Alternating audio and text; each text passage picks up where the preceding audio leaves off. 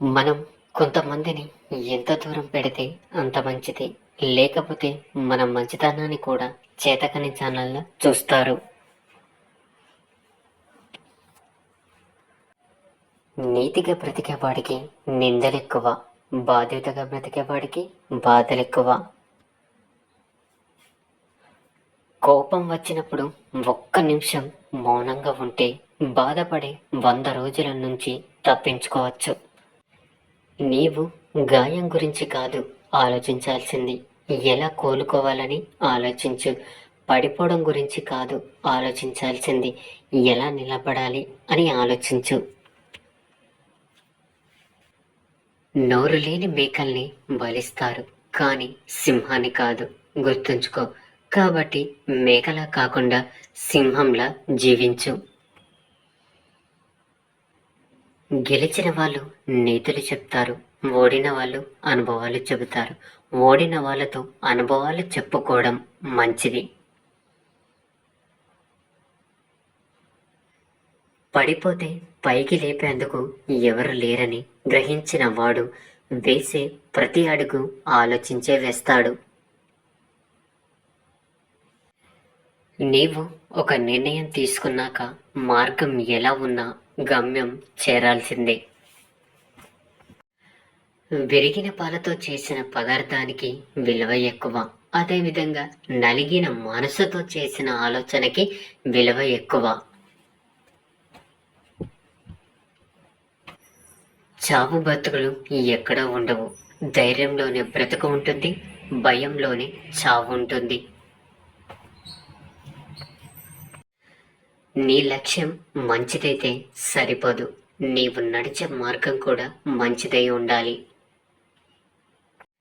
మీలో బలహీనత లేనిదే ఏ సమస్య రాదు, మీలో ధైర్యం లేనిదే ఏ సమస్య పోదు. నీకు ఇష్టం ఉంటే చేదు కూడా తీయగానే ఉంటుంది. నీవు కష్టం అంటే దూది కూడా భారంగానే అనిపిస్తుంది. నీ విలువ ఎవరికి అర్థం కాదో వాళ్ళని పట్టించుకోకు. ఎవరు నీ విలువని గౌరవిస్తారో వాళ్ళని అశ్రద్ధ చెయ్యకు. కుదిరితే పరిగెత్తండి, లేకపోతే నడవండి. అది చేత కాకపోతే పాకుతూ పోండి. అంతేకాని ఒకే చోట కదలకుండా ఉండిపోకండి.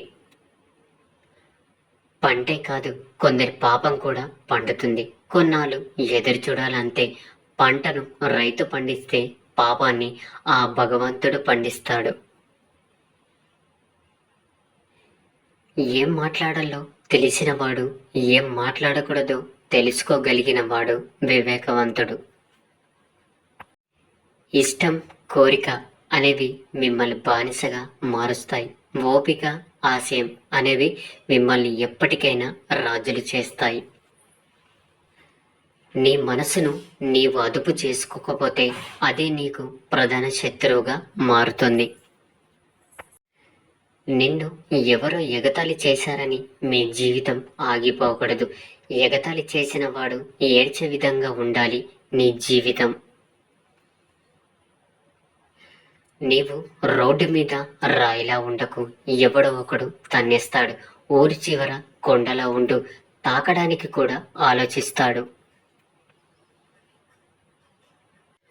వ్యక్తిత్వం అనేది రాతల్లో రాసేది కాదు, మాటల్లో చెప్పేది కాదు, చేతల్లో మరియు నడకలో మాత్రమే చూపగలం. ఈ సమాజం చెడ్డది కావచ్చు, అడుగడుగున మోసం జరగవచ్చు, కానీ నీవు మంచిగా ఉండాలనుకుంటే ఏ దుష్ట శక్తి నిన్ను ఆపలేదు. నమ్మకం అనేది ఒక బలం. ఆ బలం పోగొట్టుకుంటే ఏ బంధము తోడు ఉండదు.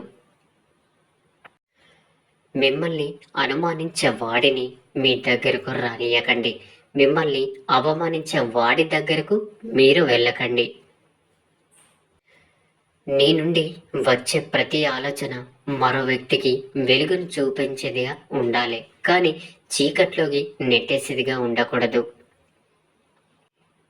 ఏ వ్యక్తి అయినా ఎప్పుడు పూర్తిగా ముక్కుసూటిగా ఉండరాదు. ఎందుకంటే ప్రవాహంలో ముందు కొట్టుకుపోయే సూటిగా ఉండే చెట్లే, కానీ వంగిపోయే చెట్లు కాదు. ఏ వ్యక్తికి అయినా డబ్బు ఇచ్చే ధైర్యం కంటే మనిషికి మనిషి ఇచ్చే నమ్మకం చాలా గొప్పది.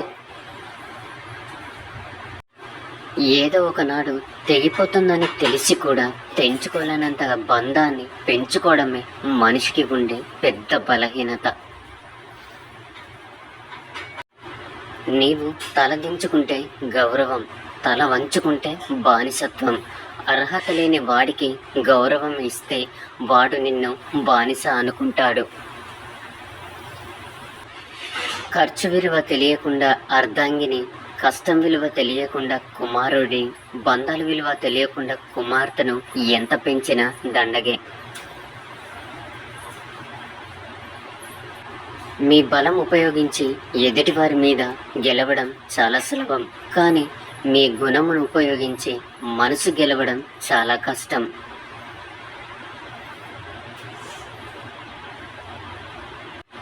అలసిపోయి ఆగిపోవాలి అనుకున్నప్పుడు ఇంకొక అడుగు ముందుకు వేసే ధైర్యం తెచ్చుకో.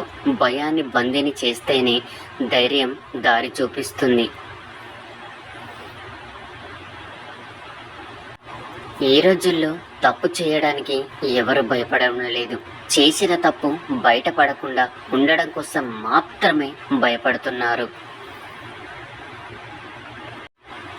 మీ దగ్గర ఏమీ లేనప్పుడు మీకు ఉండే ఓపిక, మీ దగ్గర అన్నీ ఉన్నప్పుడు మీ ప్రవర్తన, ఈ రెండు విషయాలు మీరు ఎలాంటి వారో తెలియజేస్తాయి. తలరాతను ఎప్పుడు నిందించకండి. ఒక కష్టం నిన్ను బాధిస్తే 100 సంతోషాలు మీకోసం ఎదురు చూస్తుంటాయి. ఈ సమాజం చాలా విచిత్రమైనది. ఇక్కడ అబద్ధాలు చెప్తేనే బంధాలు నిలబడతాయి, నిజం చెప్తే విరిగిపోతాయి.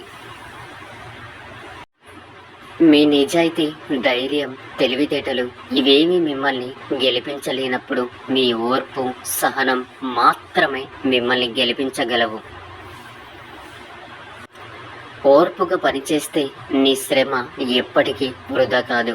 ఓర్పుగా పనిచేసి చూడు, నీ శ్రమకు తగిన ప్రతిఫలం తప్పకుండా దొరుకుతుంది. ఎదుటి వాళ్ళలో తప్పులు వెతకడమే పనిగా పెట్టుకుంటే బంధువులు, స్నేహితులు ఎవరు మిగలరు. ఎవరిని తప్పు పట్టవద్దు. ఎవరి పరిస్థితులు వారివి. మీరు ఎంత తక్కువ శృంగారం చేస్తే అంత ఎక్కువ శక్తిని మీ లోపల పోగు చేసుకోగలుగుతారు. ఇది వైజ్ఞానికంగా నిరూపించబడింది. జరిగిపోయిన దాని గురించి ఎప్పుడు చింతించకండి. ఎందుకంటే మీకు జరిగే మంచి మీకు ఆనందాన్ని ఇస్తే, జరిగిన చెడు మీకు అనుభవాన్ని ఇస్తుంది. దేవుడికి ఇవ్వాలనుకున్నది లేని వాళ్ళకి ఇవ్వు. ఎందుకంటే నీ దగ్గర అడుక్కునేంత పేదవాడు కాడు భగవంతుడు. మీరు విమర్శలను వినయంతో స్వీకరించినప్పుడే విజయం మీ వెంట నవ్వుతూ వస్తుంది. గమ్యం లేకుండా ప్రయాణం చెయ్యకండి. గమ్యం చేరాక ప్రయాణాన్ని మర్చిపోకండి. పరాజయాల గురించి పట్టించుకోకు. అవి సర్వసాధారణం. అవే జీవితానికి మెరుగులు దిద్దేవి. ఓటమి లేని జీవితం ఉండదు.